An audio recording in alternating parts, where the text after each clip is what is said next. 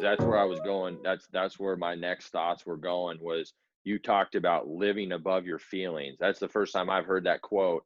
But to really live above your feelings in today's society, with college athletes and high school athletes, and really college students and high school students in general, is, we as leaders and as coaches, we fight that. Well, we don't want to show that we messed up. We fight that stigma of not wanting to fail, the fear of failure. And, I think you hit on something that is so important as a coach and as a teacher, is showing your players and showing your students, if you are a teacher, that, hey, I'm human. I make mistakes just like you. And when you do that, I think you create a closer bond with those individuals, and they want to go above and beyond for you, because they see that, man, I can relate to this guy or this girl, and, I make mistakes, they make mistakes. Now let's just struggle through this, and let's just make it through this together, and let's do it to the best of our ability. So you touch on something there that I think is really important. And, what I'm hearing too with living above your feelings, you talked about having your guys, 6:30 a.m. doing things you don't want to do. As a coach, you got to fight for your culture every day. Talk about when you're taking over a program, how difficult that sometimes is, to fight for your culture every day when you may not be feeling the best, or whatever the case may be. But talk about just the daily fight to ensure that culture.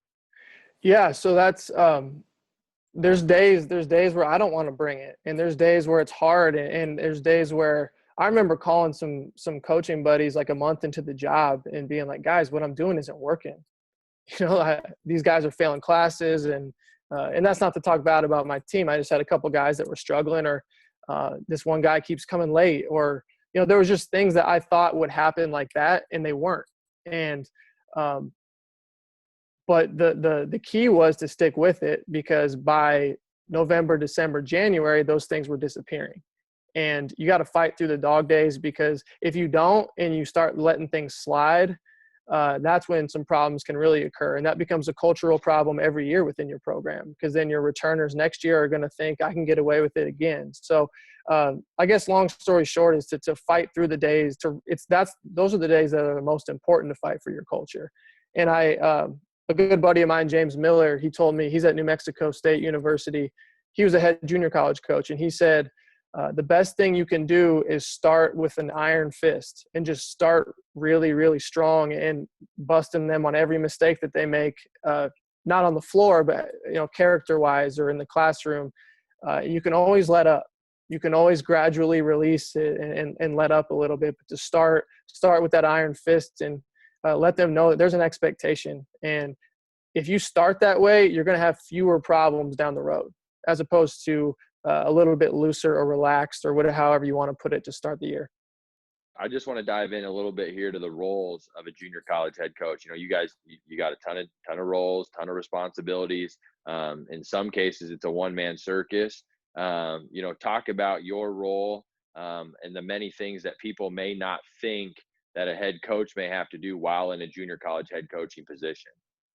Yeah, for sure. So we, at Central Community College, I'm fortunate to have a full-time coaching position. There's some junior college positions that are considered part-time, and there's not another job on campus they can do to make it full-time. So I'm fortunate, and every job is different. You talk to some coaches at this level, and all they do is basketball. And I think those are few and far between at the JUCO level, but most are like me, where I think anywhere you coach, you wish you could spend more time on actually coaching basketball. Even Division I level, you have different obligations that take you away from coaching basketball. But I think it's especially true at JUCO, because I came from a Division II assistant job where all I did was coach. I didn't teach. I didn't have a secondary duty on campus. And you didn't really realize how good I had it until – and I knew what I was getting into. I knew what I signed up for when I took the job here, but I didn't have to teach or anything else on campus. And here it's different. And it's not complaining, because there's a lot of coaches that are in this same boat. But just a little bit of what I do, I teach. I teach 12 credits a year, and then some in the summer. And they're not PE classes. I mean, they're actual college foundations classes, what they call them, professional development type classes. I run the concession stand. I help with game management. You do study tables, you advise students, you do class checks. And then sometimes you have to work with the academic advisor on campus with your players, because we're really fortunate to have an advisor that handles our student athletes, but they sometimes don't know the requirements that these guys need to get out in 2 years to get on to their next level, things like that. So you're double checking other people's work, who are just used to the average student and not necessarily advising student athletes. So you're doing all that kind of stuff in addition to everything it takes to run your program. I have a part-time assistant.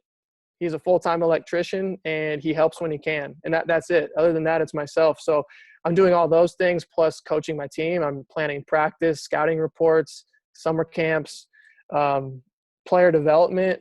And I think that's the part that really suffers a little bit, is you can't give as much individual attention as you'd like to with some guys because you're just so busy with other things. But yeah, I mean, I just listed about 10 to 15 duties that I have on campus in and outside of our program that I'm responsible for every day. So I think there's two things I would say is if you're looking for a job in the junior college level, you have to not only accept the fact that you'll have other duties, you got to embrace it.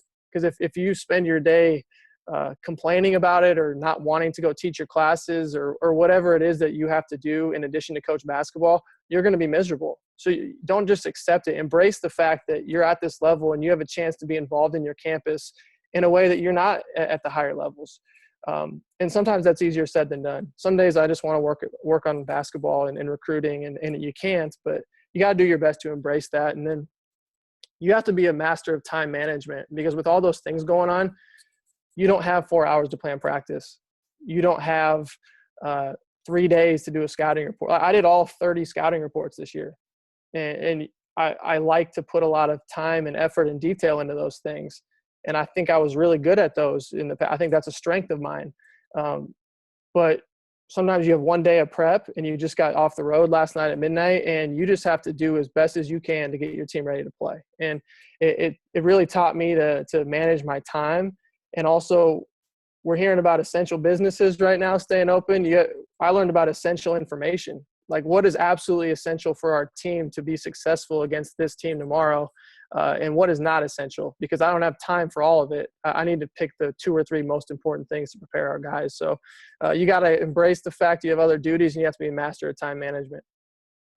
A mentor of mine, Mark Campbell, who's the associate head coach up at Oregon for the women's team, he would tell you after hearing that, he would say, Coach Ritzdorf, you're cutting your teeth right now, and you're learning a lot about a lot. So there's days where it's a grind.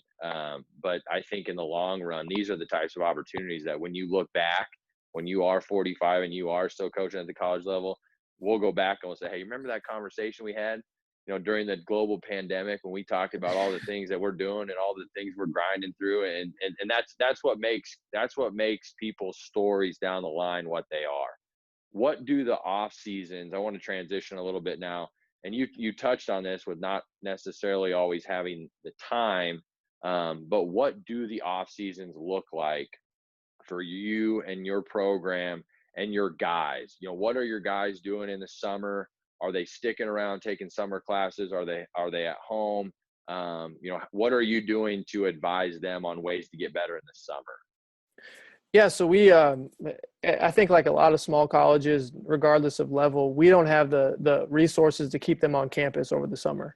And if they're taking a summer class, it's usually online and it's back home. So the summer it's a lot of, you're just calling to check in. You're sending them workouts that they should be doing. And obviously you're assuming that there's not a global pandemic going on and they can get into a gym. But you really have to stay on them in the summer and hope they're doing what they're supposed to be doing, because they're not with you and you're not with them. And there has to be an element of trust.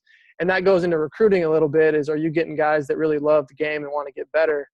And I think at the JUCO level, it's, a lot of these guys are pretty hungry to get to the next spot. So for some of them, motivation and getting in the gym is not a problem. But just like every level, that could be a problem with some of your guys. So as far as the summer goes, it's you hope and pray that they're doing what they need to do, and you're staying on top of them as best you can. But I think the fall, we have about, I think it was 8 weeks. We started practice October 1st. So from when they get to campus, it's not quite 8 weeks. From when they get to campus in mid-August till about September 30th is our preseason. And I I believe team stuff is most important in the fall. So we did a lot of shooting individually, and we did a lot of team workouts where shooting was involved, but I didn't do a ton of small group workouts. I did maybe 1 or 2 a week per position. Like I'd have the point guards or the bigs come in once a week. Other than that, I did a lot of team stuff. And I think it's because, one, I was a new coach taking over, and it was more important to me to establish, how are we going to practice? What are the type of drills? What's our terminology? So when October 1st hit and we're playing in a jamboree on October 5th or whatever it was, like we weren't starting completely from scratch. And they were used to how practice was going to go before practice actually started. Obviously, in a perfect world, you're doing both, and you have the resources and the assistants and everything to do some individuals at different times. But for me, I felt it was more important to establish our team culture and identity during that time. And then in the spring, if we would have had a normal spring, I had a chance to coach these guys for a year, and all the returners, I saw things that they could do better, or strengths that they had that we could enhance for next year. And like, for example, there's a guy that I have a 6'3" guard who's really good at posting up. And that's going to be a big part of our offense next year, is running him into the post.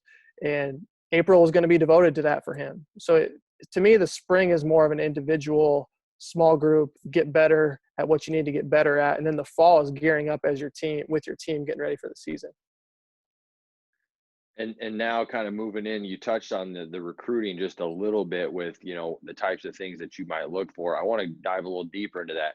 As a college coach, what are you looking for when you evaluate high school players or transfers? What are some of those things that you're looking for? Maybe some of the intangibles, just things that fit your culture and fit your program that you think are important in the evaluation process. For sure. So first off, I think it's really important to know what you need, but also who can you get and who can you not get? Because I don't care if you have a staff of 4 full-time coaches that are recruiting. If you're going after guys that you don't really have a chance of getting, or they won't fit, then you're spending a lot of time and energy, and you're risking a lot of disappointment and heartbreak or whatever it is, going after guys that you have no business recruiting. So I think knowing what you need and also knowing who you can get are really important before you even really start the recruiting process. The things I look for, you got to be good enough. I mean, you need really good players no matter what level you coach at. So you got to be good enough. You have to be a good basketball player. I love good kids, but if you're just a good kid and a good student and you can't play, then it's not going to work. I mean, you want a couple of those guys on your team, but you need some players. So you got to be good enough. And I think when you watch them, you have to think to yourself, do you want to coach that guy? Like, can you be around him every day and be okay with it? So if they're good enough and you want to coach them and they fit what you need, those are huge things for me. And then high character, you talk to their coach, you talk to their family, you talk to a teacher or whoever interacts with them the most. And high character does not mean they're perfect. And it doesn't mean they haven't made mistakes or been in trouble, but you have to distinguish, are they a good-hearted dude that made some immature decisions, or is this a bad dude that you don't want in your culture with your team? So high character, again, doesn't mean they have to be perfect, but you want good guys on your team that bring energy and positivity to your culture. And then more specifically, like, especially after my first year of coaching, high motor, like just playing hard all the time and being an energy giver is huge. Like, I don't know if I undervalued that going into my first year, but especially when you have a practice where no one, like, it's just dead. The energy's dead. Like, having guys on your team where you don't have to be the one to pull them out of it is huge. So guys that play hard all the time and high energy, and, I would take some of that over some high basketball IQ, just guys that love being in the gym and playing hard. And I know coaches say that all the time, but I found out it's really important. It's incredibly important to your culture. And then I guess more specifically to on the floor is I like to think I'm a motion coach. I incorporate a lot of motion concepts into how we play. So if you're a versatile player that can score on the block and on the perimeter, and you can do multiple things offensively, that's the kind of player I like to go after.